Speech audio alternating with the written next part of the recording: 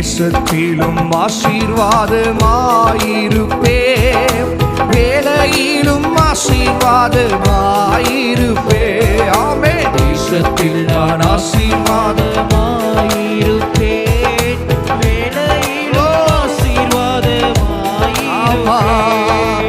என் வீட்டில் ஆகாரம் குறையில்லையே, என் தேவைகள் ஒன்றும் தடையில்லையே. என் வீட்டில் ஆகாரம் நிறைவான தேவன் வரப்போகிறார். தேவைகள் ஒன்றும் தடையில்லையே. இந்த தேவனார், இந்த தேவனார் நிச்சயம் நான் ஆசீர்வாதம் பெற்றுக்கொள்ளுவேன்.